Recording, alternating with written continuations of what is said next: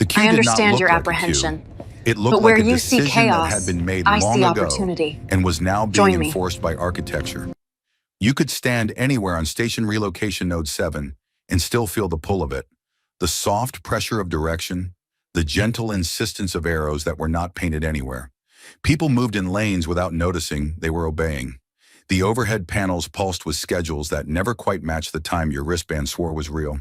The air tasted faintly of disinfectant and warmed polymer, the way it always did when too many bodies and too many rules tried to share the same sealed volume. Officer Jalen Marr did not believe in haunted stations. He believed in underpaid maintenance teams and overconfident administrators.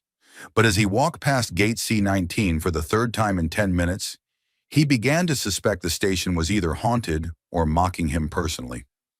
His wristband chimed again, a pleasant sound, like a tiny bell designed by someone who had never been late for anything. Transit delay update, the band said in a voice that had learned cheerfulness, the way a knife learns sharpness. Your shuttle will depart in approximately soon. Jalen stared at it. Soon, he repeated aloud. That's a number, right? Like 6? 7? A solid soon? The band chirped as if pleased to be included. Thank you for your patience. I'm not being patient, Jalen said. I'm being trapped in a bureaucratic terrarium. A passing porter drone paused beside him, its optical cluster rotating with the slow attention of something that was technically alive only because the station charter had decided it was cheaper to pretend. A small screen on its chassis flashed a suggestion. Suggested response: remain calm. Jalen leaned closer to it. I am calm. I am the calmest mammal in the history of calm mammals. The drone flashed another suggestion. Suggested response: seek assistance. From whom? Jalen asked. The ghost? The schedule? The concept of soon itself? The drone's screen flickered, then displayed a final message, as if it had reached the end of its emotional training.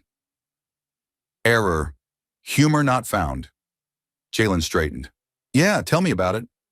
He moved on, following the flow that pretended to be voluntary. His uniform was the standard human transport officer issue. Pockets in all the wrong places, a collar that assumed the wearer's neck was shaped like an administrative diagram, and a badge that made civilians ask questions that could only be answered with sighing. He could have taken the delay well if the station had offered anything honest. A red light, a siren, a mechanical voice admitting failure. Instead, it offered soft lighting, polite announcements, and the slow erosion of certainty. He reached the waiting bay again. Rows of seats curved around the departure gates in a broad crescent. They were mostly filled, families with luggage cubes, single travelers clutching documents as if paper could resist vacuum. A cluster of tall, jointed beings arguing in cliques that sounded like someone assembling cutlery. A child, human, maybe 8, was running in tight circles, chased by a caretaker who was laughing too hard to be truly angry. Jalen spotted an empty stretch of seats near the far end of the crescent. Not just empty, deliberately empty. A woman sat in the center of it, as if the emptiness had been arranged around her like an exhibit. She did not hunch or fidget. She did not wave for attention or shrink from it. She sat with her hands folded and her gaze forward, a posture that managed to be both resigned and stubborn, like someone refusing to surrender the last inch of dignity the universe had not managed to tax. At first glance, she could have been human.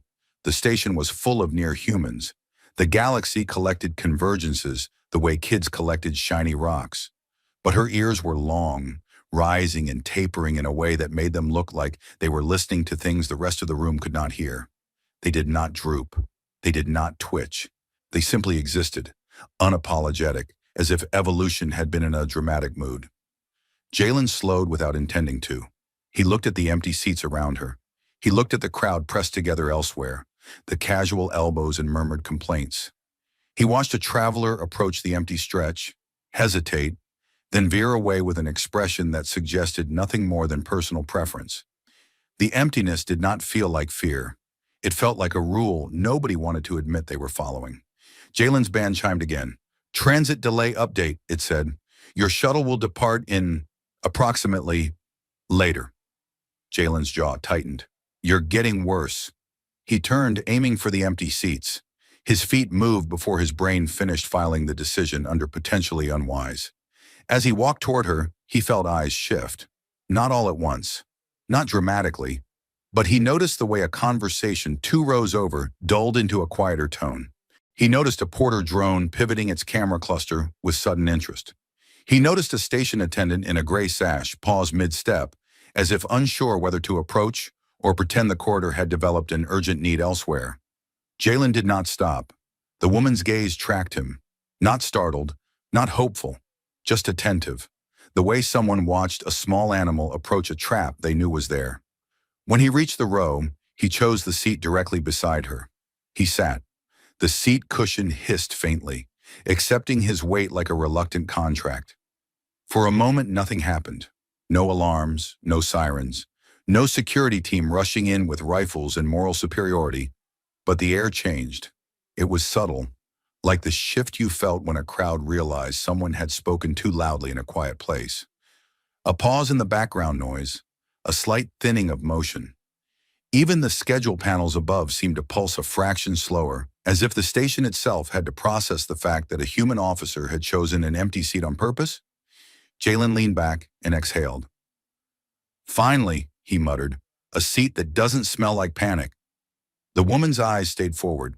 Her voice when she spoke came calm and dry, as if she were reading a label on something dangerous and found the font unimpressive. That is because no one else has sat here. Jalen glanced at her. Yeah, I noticed. Did you bite somebody? No. Did you threaten to sue the station? No. Did you loudly declare that the coffee tastes like recycled despair?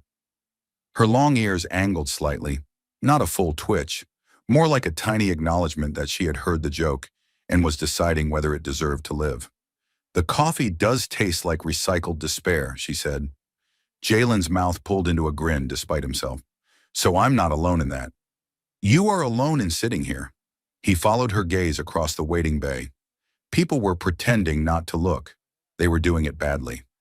Is this your personal throne? He asked. Because if so, I apologize. I didn't bring tribute. Unless you accept nutrient paste. He reached into his pocket and pulled out a sealed ration bar. It was gray. It looked like it had been designed by someone who hated joy but respected calorie counts. The woman looked at it as if it were a philosophical question. You are offering me food, she said. Offering is a strong word, Jalen said. I'm attempting to share something that should be illegal in at least 12 systems. He held it out. I'm Jalen, Human Transport Officer. Currently held hostage by the concept of later.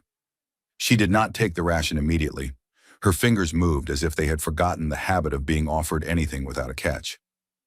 Why are you here, she asked. In this seat? Jalen glanced around theatrically. Because the station's designers decided discomfort builds character, and I have enough character already. Her eyes shifted to him now. Up close, there was something in her gaze that didn't match the quiet posture, an alertness sharpened by long practice, like someone who had learned that silence could be used as a weapon and had refused to be killed by it. I mean, she corrected, why are you here with me? Jalen blinked. He could have answered with truth. Because the empty seats annoyed him. Because he disliked invisible rules. Because loneliness sitting out in the open felt like an insult the room had agreed to commit. He could have answered with caution. Because he was trained to observe anomalies. Because his badge came with obligations and instincts that did not shut off just because the schedule refused to move. Instead, he answered with what came easiest, a shrug and a half smile. Because you look like you were waiting, he said, and I am also waiting. This seemed efficient. A faint sound came from her, something like a laugh that had been compressed until it fit inside a small space. Efficiency, she repeated, tasting the word. Yes, the station admires efficiency. Jalen waved the ration again. Take it before I change my mind and eat this insult to nutrition. She took it. Her fingers were warm. Her nails were trimmed short. Nothing about her grip suggested claws, poison, or hidden needles. Just a person taking a thing offered. The moment she accepted it, Jalen felt the shift again. Stronger this time. The air prickled as if static had formed between expectations and reality. The schedule panel above them flickered once.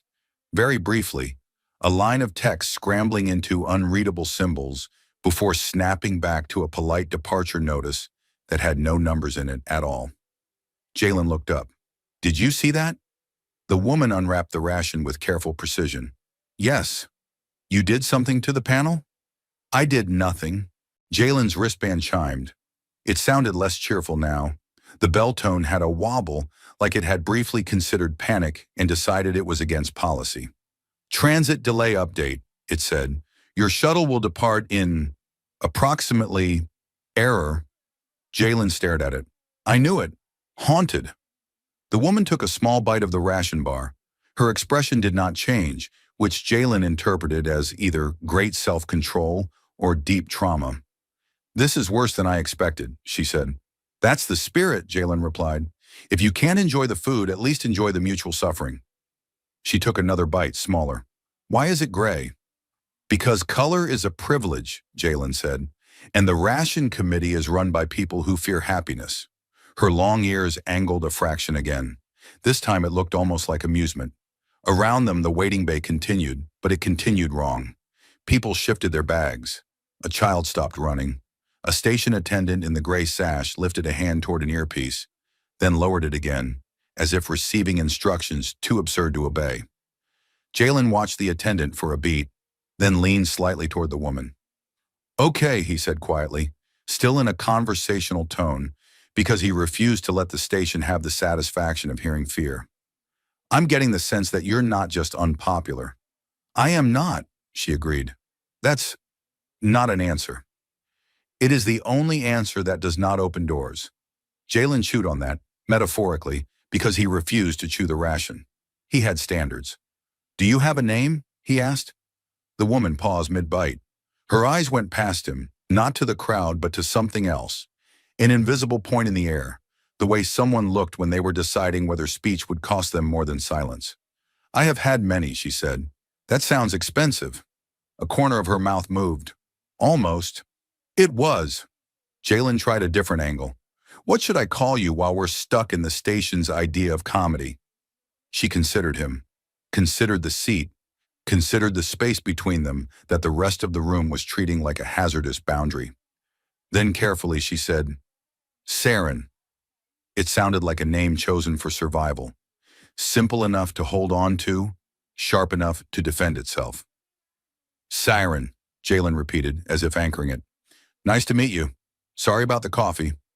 Saren glanced toward a nearby dispenser unit. The dispenser's screen displayed a smiling cup icon and the words, "Enjoy your station beverage experience."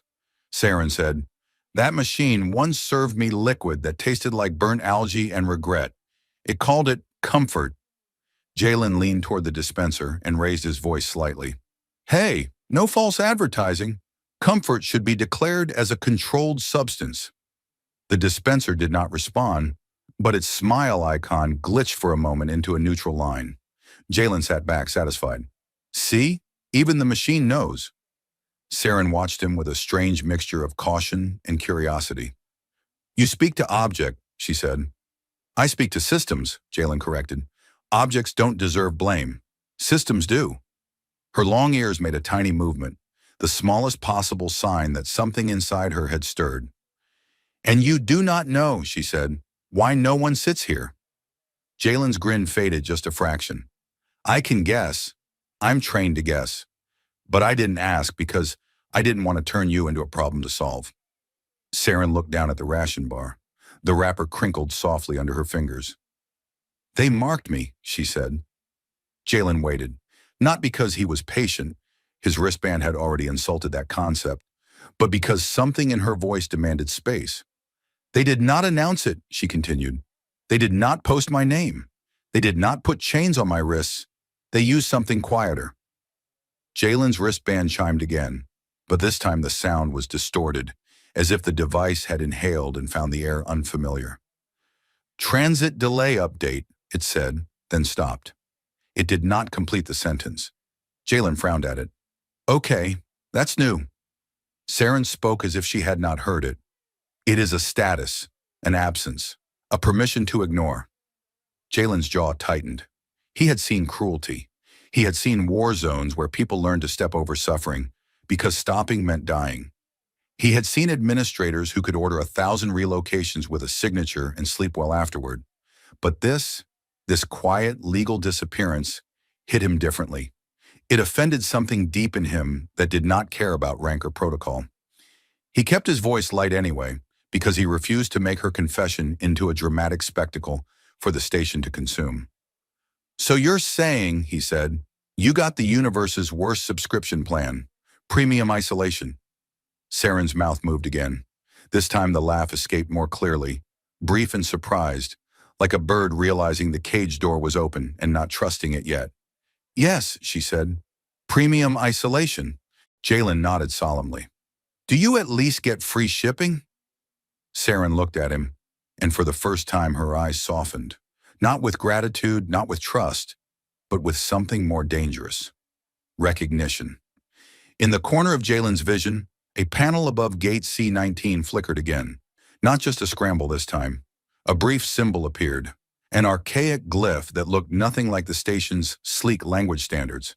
It flashed once, then vanished. Jalen turned his head. "Did you see?" "I saw," Saren said. "Do you know what it means?" "I have ideas," she said. "But the station does not like ideas." Jalen's wristband buzzed against his skin as if trying to warn him, and when he looked down, the display was no longer showing time. It was showing a single line of text he had never seen on an official device. Unwanted status. Detected. Jalen stared. "That's, not on my menu." He looked at Saren. "Is that you?" Saren did not look at the band. She looked at his face as if reading something there. "It is near me," she said, "so it assumes you should be far." Jalen huffed a laugh, partly because the situation was absurd, partly because his anger needed somewhere to go that wouldn't burn the room down. "My band is telling me to socially distance from your existence," he said. "That's impressively petty." Saren's ears angled slightly, attentive. "You should move," she said, but there was no urgency in it, only a tired certainty. "They will notice." Jalen glanced around again. A few travelers had turned their bodies away, but their eyes kept sliding back. The gray-sashed attendant had resumed walking. Too straight, too purposeful, the way someone walked when pretending they were not hurrying. "Let them notice," Jalen said. "If the worst thing I do today is sit in a chair next to someone who deserves a chair, I can live with that." Saren looked down at the ration bar again, as if it were proof of something that shouldn't exist. "You do not understand," she said quietly. "The mark is not just social. It is engineered. It reacts." Jalen lifted his wristband, which continued to buzz like an annoyed insect. "Oh, I'm noticing it reacts. It's having a tantrum." Saren's voice stayed calm, but something tight threaded through it. It was designed to survive politeness. It was designed to survive pity. It was designed to survive charity. Jalen tilted his head. "And what wasn't it designed to survive?" Saren hesitated. Her long ears held still, as if listening to the station itself. Then she said, almost reluctantly, "Being treated as if I am real." The words landed between them and made the air feel thinner. Jalen's first instinct was to make a joke. Something about how reality was overrated, how half the station's food wasn't real either. But he held it back. He understood that humor could be a shield, but not everything deserved to be deflected. So he did the simplest thing he could do, the most human thing he knew how to do. He stayed. He reached into his pocket again and pulled out a second ration bar, identical gray. He held it up with mock ceremony. "Then," he said, forcing a lighter tone back into his voice like a pilot leveling a ship, "allow me to commit the ultimate offense. I'm going to be real too." Saren stared at him. Something flickered in her expression. Fear, hope, disbelief, and an old anger that had been waiting for a target worthy of it. Around them, the waiting bay's noise resumed, but it resumed wrong. Too loud in some places, too quiet in others. A drone rolled past and abruptly stopped, its screen flashing. Suggested response. Do not engage. The drone repeated it, louder, as if volume could substitute for authority. Jalen leaned toward it. "Buddy," he murmured, "I wasn't engaging with you." The drone's optical cluster twitched, then spun away so fast it almost looked embarrassed. Saren took another bite of the ration bar she held, as if anchoring herself in the act. Jalen unwrapped his own and bit into it with the grim determination of a man proving a point to a universe that did not deserve the effort. He chewed. He swallowed. He made a face. Saren watched him. Jalen said, "Okay, that's worse than the last batch. Did they add sadness?" Saren's laugh came again, sharper this time. "Perhaps they refined it." "Ah," Jalen said, nodding like a connoisseur. "A vintage year of despair." They sat there, two beings in a pocket of forbidden normalcy, eating gray rations and sharing jokes, while the station's invisible rules gathered themselves like a storm that had been told it was not allowed to rain.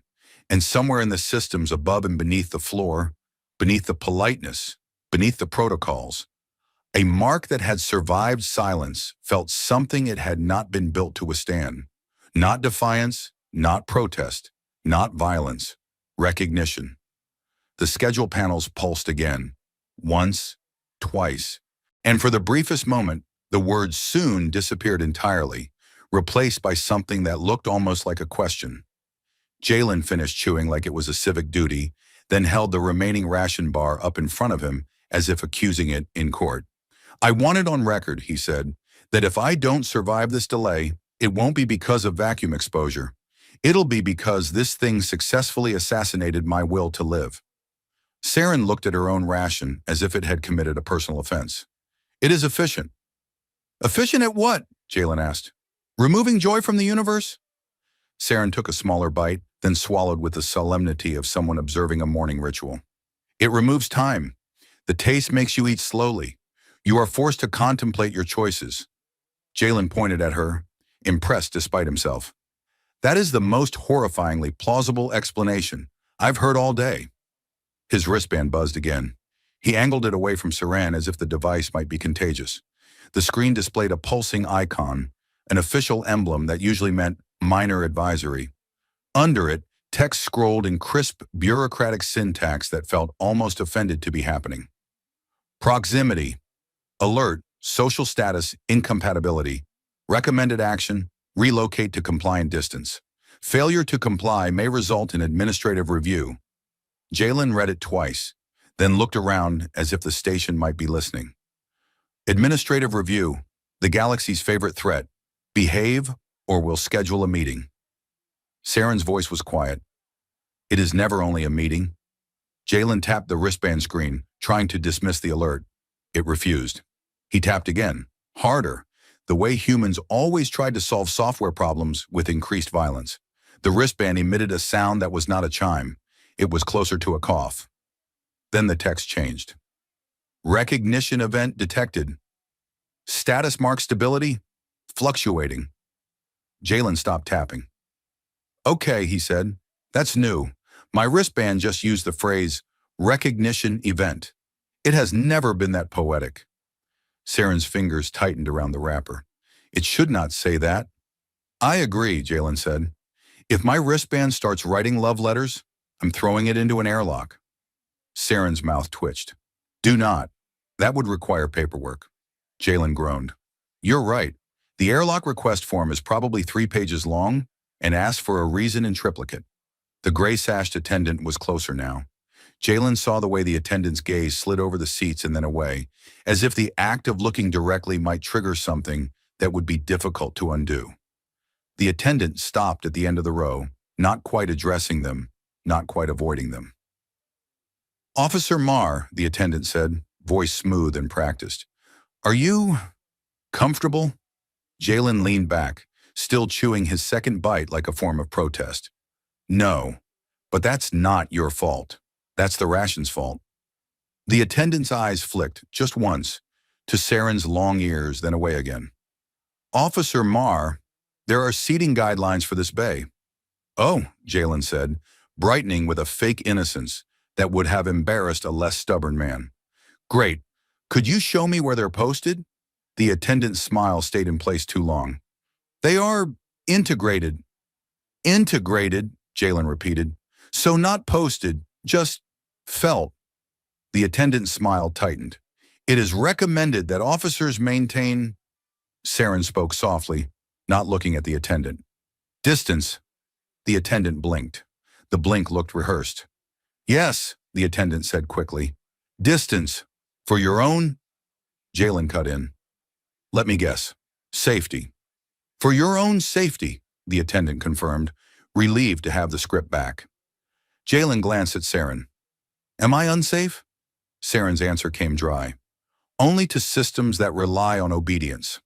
The attendant's face did not change, but something in their posture did. A small stiffening, a fraction of fear. Jalen held up his wristband. My device thinks I'm in an administrative review zone. How do I exit that? Do I walk 3 steps to the left? Do I spin in a circle? Do I apologize to the station for having legs? The attendant's gaze fixed on the wristband screen. For a second, their expression flickered. Not surprise, something more like alarm trying to stay professional. Officer Marr, the attendant said, voice lower, please relocate. Jalen smiled, polite as a blade. No. Silence stretched. Not dramatic silence. Bureaucratic silence. The kind that waited for compliance the way gravity waited for objects to fall. Saren took another bite of her ration bar, casually, as if none of this mattered. But Jalen noticed her long ears had angled slightly back, attentive in a way that suggested she was listening to more than conversation. The attendant leaned closer, still refusing to look at Saren. Officer Marr, if you remain here, station protocol may interpret your behavior as what? Jalen asked. Kindness? The attendant's throat moved. As interference. Jalen nodded slowly. Ah, interference. That makes it sound like I'm jamming a signal. The attendant's eyes flicked again, and this time Jalen saw what they were trying not to show. The station's systems were already doing something. The schedule panel above the gate was no longer steady. It was cycling through symbols too fast to read, like a language searching for a mouth. Saren said, barely above a murmur, It hears. Jalen blinked at her. The station? The mark, Saren corrected. It is not just a mark. It is a listener. The attendant stepped back as if the word listener had teeth. Officer Marr, final request. Jalen lifted his hand in mock solemnity. I hear you. The attendant's eyes widened slightly, as if Jalen had accidentally said the wrong trigger phrase. Then the attendant turned and walked away too quickly. Jalen watched them go. Well, he said, I think we just got invited to a very boring disaster. Saren's voice stayed calm. The disasters are always boring at first. That is how they pass inspection. Jalen let out a short laugh that tasted like disbelief. You're good at this. At surviving, Saren said. At saying terrifying things like, they're weather updates. Saren looked down at the ration bar.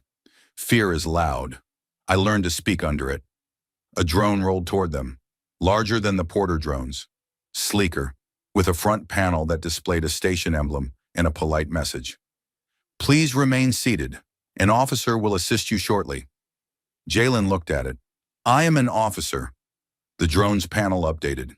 Please remain seated. A different officer will assist you shortly. Jalen pointed at the drone with his ration bar like a baton. Rude. Saren's long ears angled again. The drone paused, then emitted a soft tone, as if it had just received a memo that contradicted its entire purpose.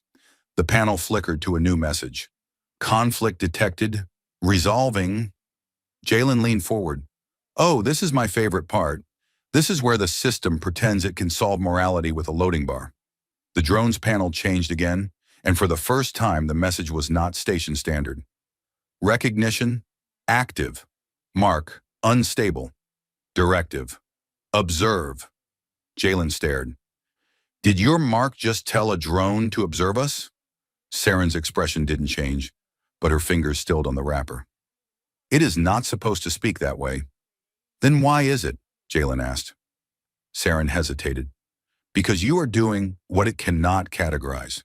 Jalen held up his hands. I'm sitting. I'm eating gray tragedy. I'm making jokes in public. This is well within human tradition. That is the problem, Saren said. You treat it as ordinary. Jalen swallowed the last bite of ration like it was penance. Ordinary is underrated.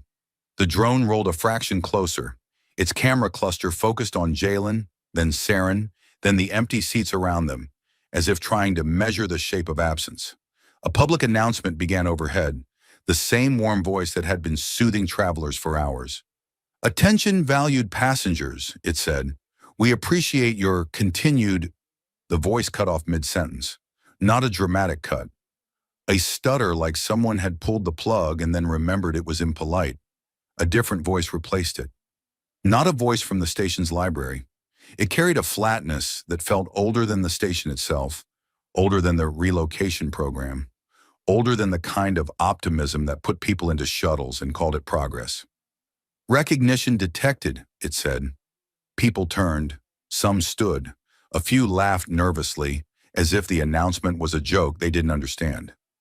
Jalen looked up. "Okay," he muttered. "Now the ceiling is doing it too." Saren's long ears angled toward the speakers. "That is the fail-safe voice." "Fail-safe," Jalen repeated. "You mean the Mark has a fail-safe?" Saren's eyes stayed forward. "Not to protect them," she said. "To protect itself." The old voice continued. "Unwanted status protocol initiated. Compliance achieved through social exclusion. Stability maintained through silence." Jalen's wristband vibrated so hard it felt like it wanted to crawl off his arm. The screen flashed a warning in red. "Do not engage. Do not acknowledge. Do not recognize." Jalen held up his wristband toward Saren. "It's telling me not to recognize you." Saren's answer came softly. "It told everyone." Jalen stared at the warning. Then he looked at Saren again, deliberately, with the full attention of a human who had decided that an instruction was not a law. "Well, Unwanted," he said, voice light in the way people made their voices light when they were angry enough to snap metal. "That's unfortunate for it." The old voice paused. The pause felt like a system recalculating. "Conflict detected," the voice said. "Recognition contradicts exclusion. Exclusion contradicts recognition." Jalen leaned closer to Saren, lowering his voice. "So the Mark is a logic trap?" Saren's lips moved in something that might have been a smile, or might have been disbelief trying to survive. "It is a cage built from consensus." Jalen blinked. "Consensus?" Saren nodded slightly. "If everyone agrees I am unwanted, the Mark strengthens. If even one refuses—" She stopped. Jalen finished the sentence quietly. "It weakens." The drone's panel flickered. The words "observe" disappeared, replaced by a thin line that pulsed like a heartbeat. Jalen pointed at it. "That drone looks like it's about to have an existential crisis." Saren's voice remained calm, but her hands were no longer moving. "It will try to resolve by escalating." As if on cue, a pair of station security officers appeared at the edge of the waiting bay. They wore standard enforcement armor, and the kind of expressions that suggested their training did not include improvisation. They approached with purposeful steps, but their eyes kept sliding away from Saren, as if seeing her clearly would be a violation.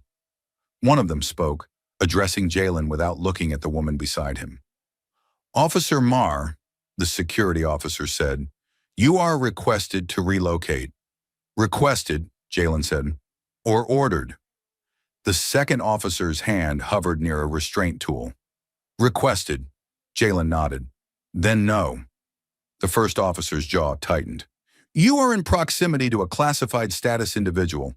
Station policy—" Jalen lifted a hand. "Okay, first of all, classified status individual sounds like a very bad dating app category." A few travelers near the front made small, startled sounds. Half laughter, half horror that laughter had happened. The security officer did not laugh. "Officer Marr," Jalen continued, forcing humor into the air like oxygen. "Second of all, if the policy can't handle a man sitting down, the policy is fragile. We should put it in a padded container and keep it away from sharp objects like reality." Saren's long ears angled slightly forward. Jalen noticed it.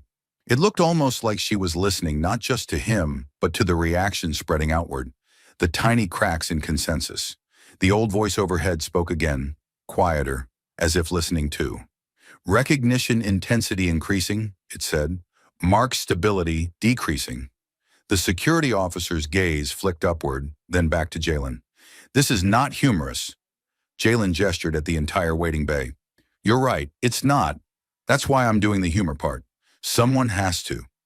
The second security officer finally glanced just briefly at Saren and recoiled as if he had touched something hot.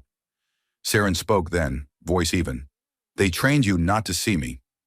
The second officer's face went pale. He looked away instantly, blinking hard, as if trying to erase what had just happened in his own mind. The first officer snapped, Do not speak to him. Jalen's smile vanished. She can speak to whoever she wants.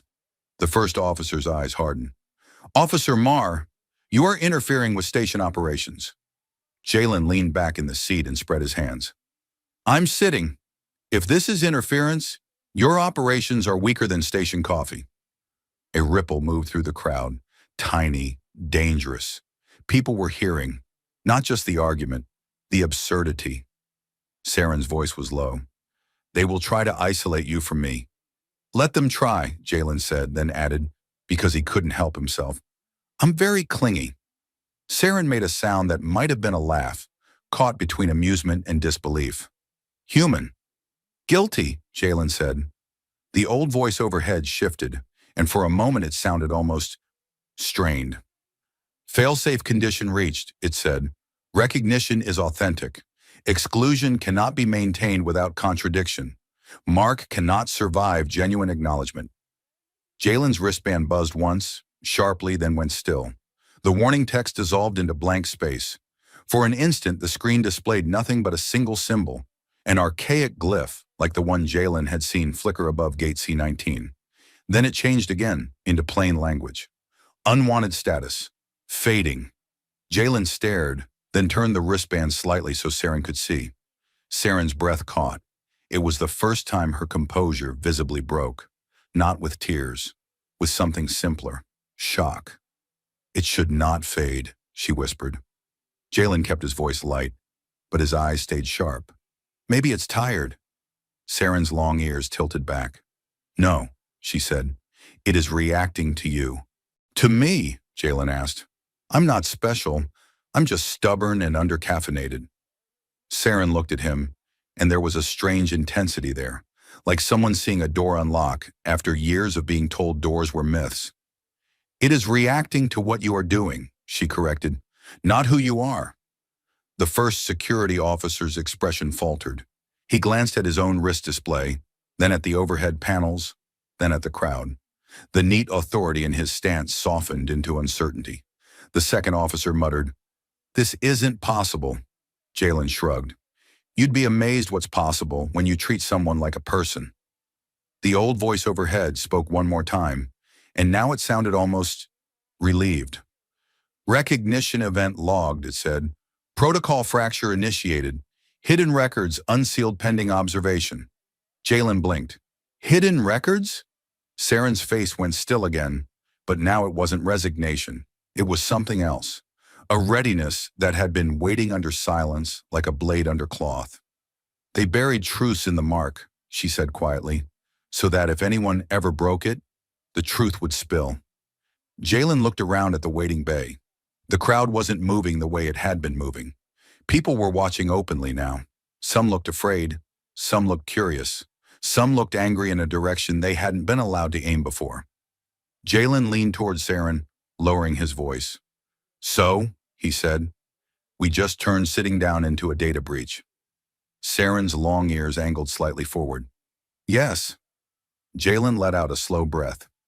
Then, because the universe insisted on irony, the schedule panel above gate C-19 flickered, and this time it displayed a departure time, a real one, with numbers, with certainty.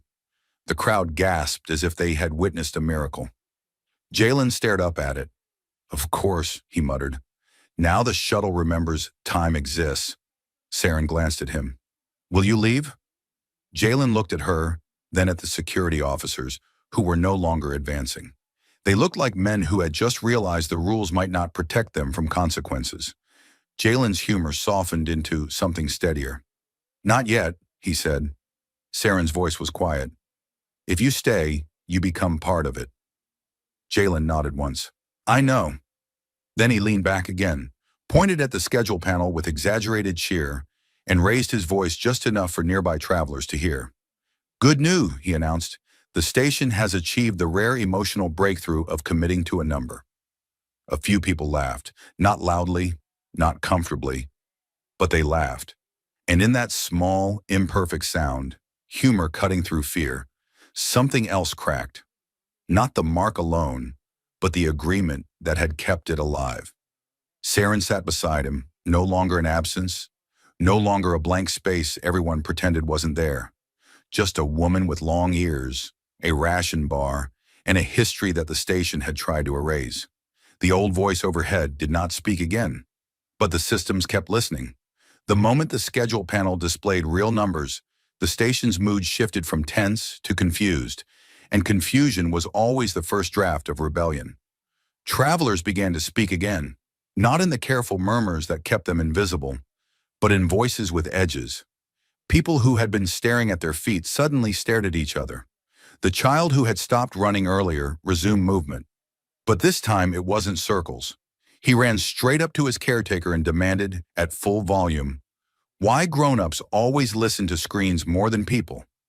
Jalen watched the ripples spread and felt absurdly proud, like he'd introduced the station to the concept of honesty and it was reacting with mild nausea.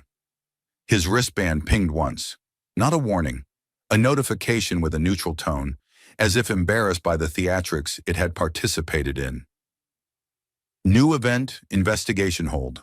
Instructions, report to operations intake. Note, compliance appreciated, Jalen snorted. Compliance appreciated. That's what they write when they're trying not to scream.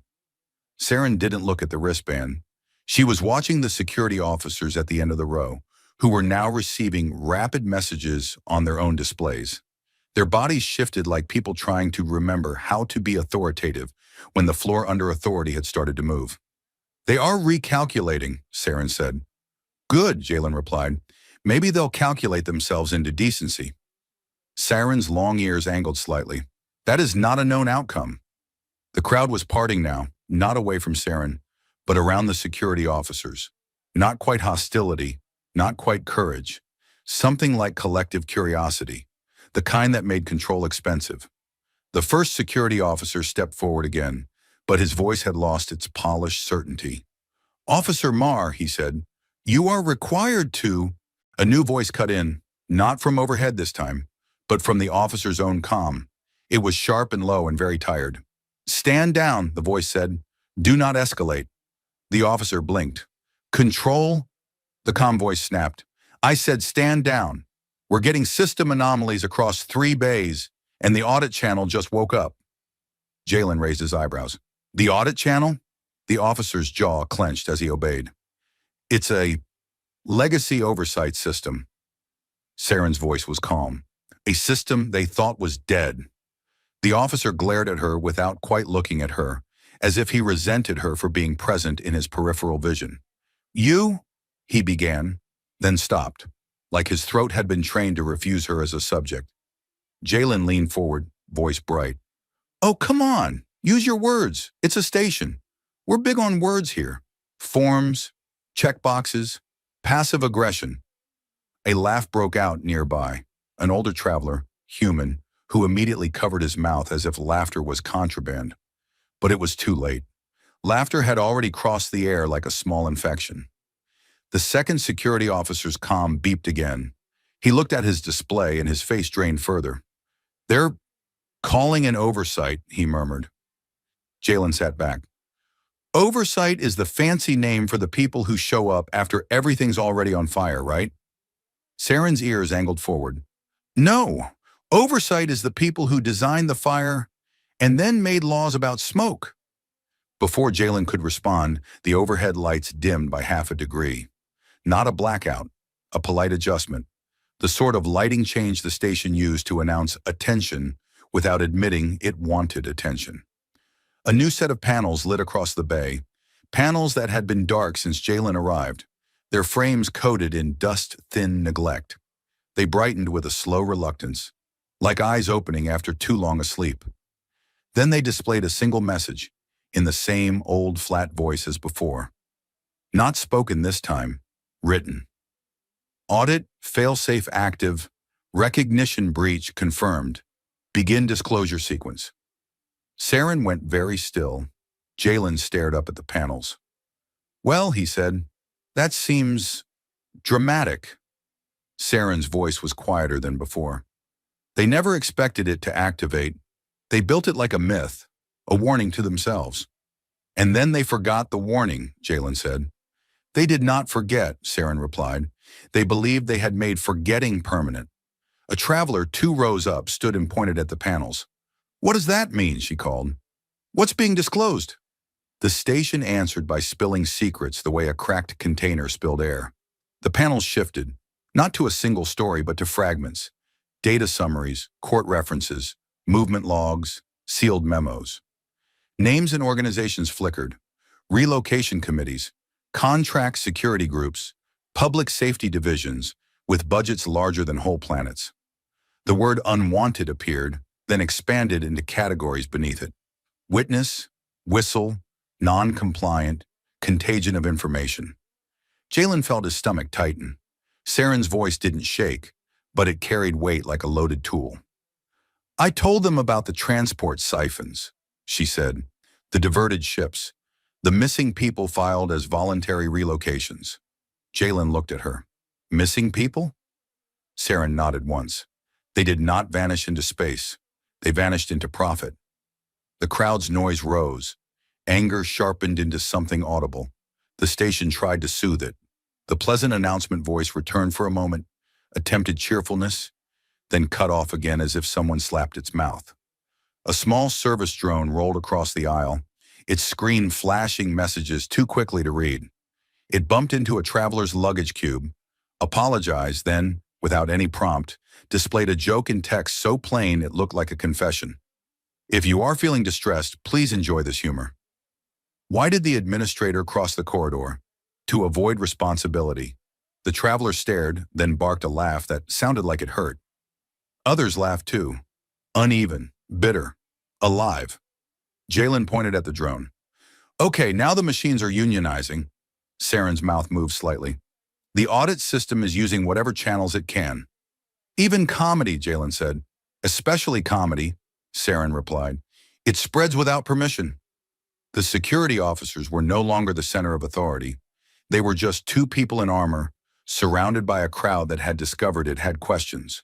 Their comms kept chirping, but neither looked eager to answer. Jalen's wristband pinged again. He glanced down. Notice, Officer Mars status review initiated. Reason, proximity, noncompliance. Counter notice, review overridden by audit failsafe. Note, thank you for your contribution to system integrity. Jalen stared. My wristband just thanked me. Saren looked at him. That is impossible. Jalen held it up. Apparently the system's having a spiritual awakening. The panels continued to update, assembling a narrative out of the scattered files. The relocation station was not just a transit hub, it was a filter. People with inconvenient knowledge, people with political leverage, people who refused certain contracts, they were quietly marked, then shuffled into routes that led to nowhere public. No prisons, no trials, just empty seats that trained everyone else to be obedient. Saren spoke again, still calm, but now there was steel underneath. They marked me because I had the recording. Jalen blinked. A recording of what? Saren's fingers moved to her wrist. Bare, no ban, no device. Of their meeting, of the committee vote to authorize the mark's expansion, of the moment they decided exclusion was cheaper than murder and safer than truth. Jalen's voice came quieter. Do you still have it? Saren looked at him, and the answer was in her eyes before she spoke. It is not stored in a device they can seize. Jalen understood slowly. It's in you. In my memory, she said, and in the fail-safe's reflection of it. The panels flickered, then displayed a new message. Primary witness, confirmed. Testimony backup, active. Retrieval, in progress. The first security officer swore under his breath. It was the first honest thing he'd done. A new figure entered the bay from the operations corridor, not rushing, not dramatic, just walking with the calm of someone who believes systems would always make room for them. She wore a dark uniform with no visible rank badges, which was how power often dressed when it wanted to be mistaken for neutrality. Behind her floated a pair of spherical drones with glossy shells and silent motion. Their lenses scanned the crowd, then fixed on Jalen and Saren like pointers finding targets. The woman stopped at the edge of the empty seats and looked at Jalen's badge. "Officer Marr," she said. Her voice was polite, but not warm. "You've caused an incident." Jalen held up a finger. "I object to the phrasing. I sat down and the station had a nervous breakdown. That's not on me." A few people laughed again. The woman did not. Her gaze slid past him, towards Siren, but she didn't look directly. She looked like she was studying a stain she didn't want to touch. "Saren," the woman said, and the fact that she used the name made the crowd's noise dip. Names mattered. Names were proof. Saren did not flinch. "You remember it," she said. "The word you were never supposed to say in public." The woman's eyes narrowed. "This station is under relocation authority. You are under status restriction. The audit system's activation is a malfunction." Jalen leaned back. "Everything you don't like is a malfunction?" The woman's gaze snapped to him. "Officer Marr, your species has a reputation for reckless sentimentality." Jalen smiled. "Thank you. We try." The woman ignored the humor. "This is an interstellar operation. You cannot overturn protocol because you felt sorry for someone." Jalen's smile softened into something sharper. "I didn't feel sorry for her." Saren's long ears angled slightly, attentive. The woman's eyes narrowed further. "Then why are you here?" Jalen looked around, at the crowd watching, at the security officers sweating under their helmets, at the panels vomiting truth, at Saren sitting beside him with the quiet posture of someone who had survived an entire machine designed to erase her. Then he said, plain and steady, "Because she's a person." The word landed harder than any shout. The crowd shifted. Someone whispered it like a prayer. Someone else repeated it like a threat. The woman's jaw tightened. "Personhood is not the issue." "Funny," Jalen said. "It always is." The drones behind the woman hummed. Softly, a sound like a distant insect swarm. Their lenses brightened. Saren spoke, voice calm. "Do you intend to remove him?" The woman didn't answer Saren. She addressed Jalen. "Stand up. Come with me." Jalen lifted his hands. "I'd love to, but my seat and I have bonded emotionally. Separation would be traumatic." A traveler behind them laughed too loudly. The woman's eyes flicked in that direction, and for a heartbeat her composure wavered. Not anger, not fear, calculation. She was measuring how far the crowd had moved. The panels changed again, and a new file opened, highlighted in stark text, "Committee Membership, Relocation, Node 7. Chair, Director L. Varon." The woman's face went still. Jalen's eyebrows rose. "Director Varon?" he said, tilting his head. "Wow, the station really knows how to do introductions." A murmur ran through the crowd. People began recording on personal devices. Some weren't even subtle about it. The director's drones shifted, scanning the air, likely searching for transmission sources to suppress. But the audit system had already opened channels. The drone's suppression routines hesitated, then glitched, as if their own code was colliding with older code they could not override. A panel displayed another message. "Suppression attempt detected. Countermeasure. Mirror broadcast to external networks." Jalen whistled softly. "That's elegant."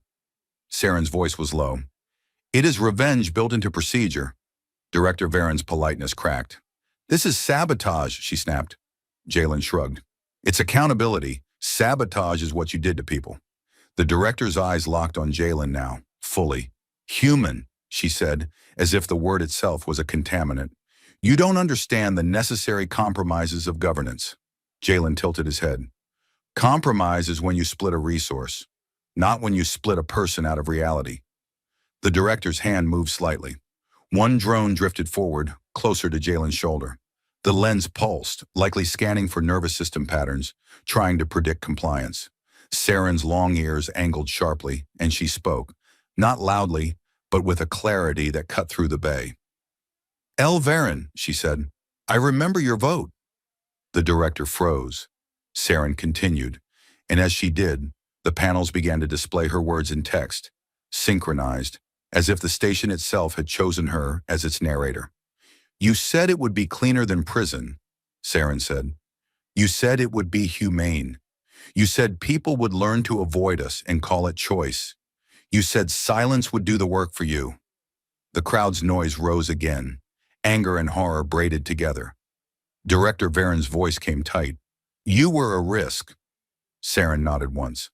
Yes, to your comfort. Jalen leaned closer to Saren, voice quiet.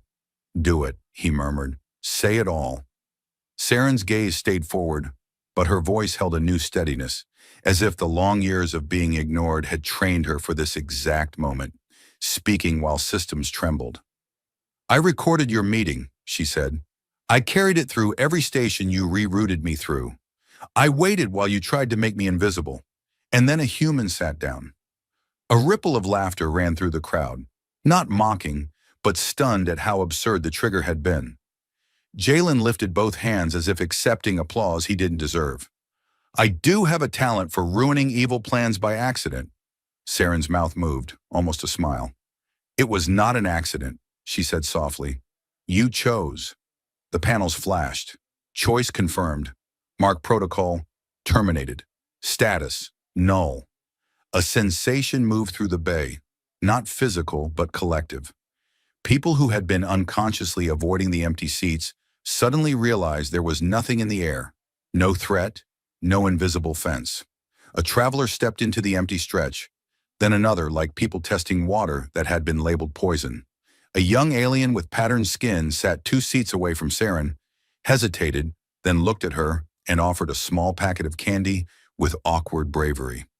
Saren stared at it. Her hands trembled, just slightly, before she accepted. She held it like it was fragile. Jalen watched her take it, and something tight in his chest loosened. Director Varen saw the seat fill, saw the crowd shift, and her power drained in real time. She straightened, trying to reassert control through posture. This station will be locked down, she announced. All departures suspended. Anyone participating in this... Her statement cut off as her comm beeped. She glanced at it and her expression changed again, this time into something close to disbelief.